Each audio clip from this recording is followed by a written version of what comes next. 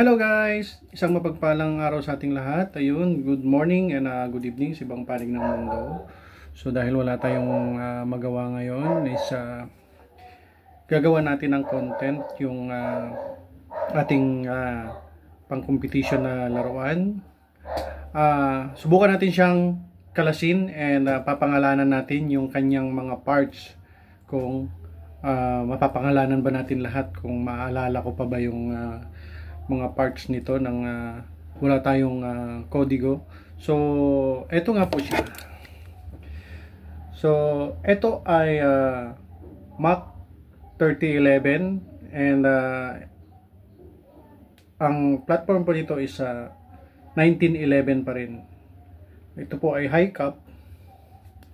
Kumbaga yung kanyang magazine is double stack. Ang mga original kasi na 1911 is single stack. Yun yung mga sa 45 is ang pinaka-original nun is nasa 7 rounds. Ito po ay umaabot na siya sa 19 rounds yung kanyang laman dahil ito ay caliber 40. Pero nung binili ko po ito ay parang 16 plus 1 yung kanyang magazine, pero dahil marami tayong mga magagaling na gunsmith, ginawa nila ng magandang magazine na base pad na nadadagdagan pa yung kanyang capacity and pinapalitan yung kanyang mga magazine spring ng mas pino yata. And so ito nga, kakalasin natin to and papangalanan natin yung kanyang mga parts base lang dun sa ating mga maalala. And so safety check natin, wala pong laman, wala naka-insert na magazine, so safe po yung baril natin. And sisimulan nga po natin sa pagkakalas.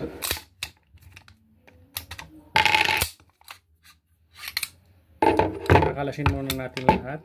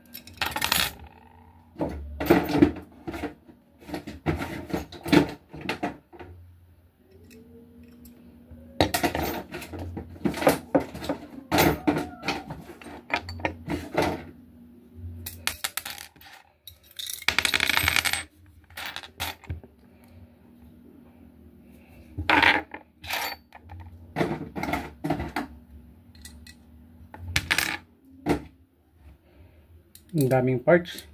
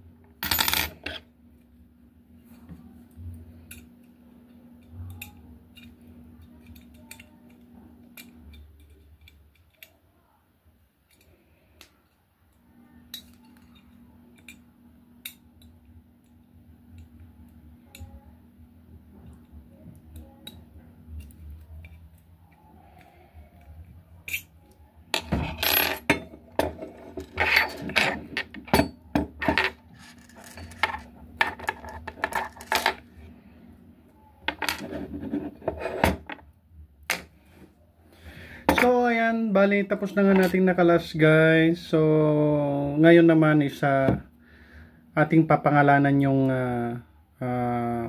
mga parts.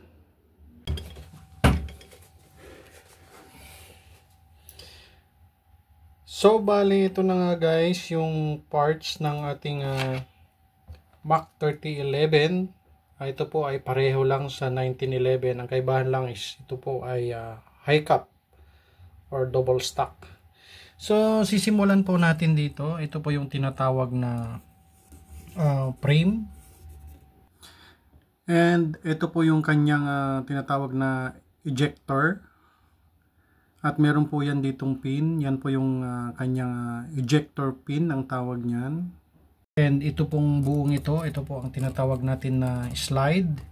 And meron po tayo nakakabit dito sa dulo. Yan po yung kanyang front sight. Hindi po natin pwedeng tanggalin sapagkat pagka tinanggal natin yan ay magse-set up tayo ulit ng bago. And ito yung kanyang rear sight, and ang kanyang rear sight is binubuo ng maraming parts. Ito yung kanyang windage. Ito yung kanyang sa elevation, yung screw na yan kung napapansin nyo. Yan. Elevation. And ito yung kanyang barrel. Yung kanyang barrel is binubuo din ng tatlong parts. Ito yung kanyang barrel link na sinasabi. And ito po yung kanyang barrel link pin. And ito po yung slide stop. Ito yung kumbaga tutuhog dito sa tawag nitong barrel link para mabuo mo yung iyong barrel. And ito yung kanyang recoil spring assembly, recoil guide rod din ang tawag nito, kaso tinawag kong assembly kasi mayroon siyang mga spring. Recoil buster ang tawag ni Metrilio dito. And ito yung kanyang reverse plug, or kung minsan tawagin ng iba is tawag nitong recoil spring bushing ang tawag ng iba. And ito yung kanyang extractor, yung kumakawit dun sa basyo para ito ay lumabas, o yung buong bala. And ito yung kanyang recoil spring, kakatimbang ng 9 pounds. And pag kinabit mo na yan dito, yung siguro abot na siya sa 12 pounds. And ito yung kanyang tawag nitong mag catch button. And may laman ito, meron siyang mag catch spring and mag catch lock. And ito yung kanyang trigger set. Binubuo ng ito yung tinatawag na trigger bow. And ito yung pinaka trigger, and meron itong adjustable dito, over travel adjuster, maliit na screw na dyan sa gitna. And ito naman yung kanyang beaver tail or grip safety. Ito naman yung kanyang thumb safety sa left side, and sa right side na thumb safety, or tawag nitong safety cuts. And ito yung kanyang disconnector. Ito naman yung sear. Ito naman yung sear spring. And hammer pin. And sear spring pin. Kasama na yung disconnector dyan. Sear spring disconnector pin. And ito yung kanyang tawag nitong main spring housing pin. And ito yung firing pin stop. Ito naman yung firing pin. Firing pin spring. Ito naman yung kanyang hammer set. Binubuo din ng tatlong parts. Ito yung hammer. Ito yung kanyang hammer strut. And hammer strut pin. Ito yung mainspring housing. And meron tayo ditong plunger. Etong kabila, binubuo kasi ng tatlong parts. Etong kabilang dulo, ito po yung slide stop plunger. And sa gitna nito, plunger spring ang tawag niyan. And thumb safety plunger ito. And dito, mainspring cup, mainspring and mainspring retainer, and mainspring cup pin. And ito yung kanyang grip. Dalawa yung kanyang grip, left and right. And ito yung mga grip screw. Binubuo po ng 4 yan. So ganyan po kadami yung parts ng ating Mach 3011 or 1911 platform na laruan. So ayan po, ganyan kadami yung kanyang parts.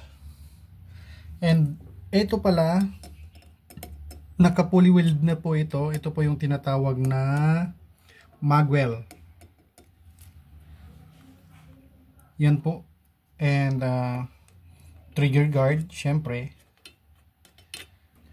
And ito po pala yung kanyang plunger tube, bago ko makalimutan. Diyan po nilalagay yung slide stop plunger. So yan po, ganyan po karami yung parts ng ating Mach 3011 or sa madaling salita is 1911 platform na laruan. And ayun, maraming salamat po sa inyong panunood, and mag-ingat po tayo palagi.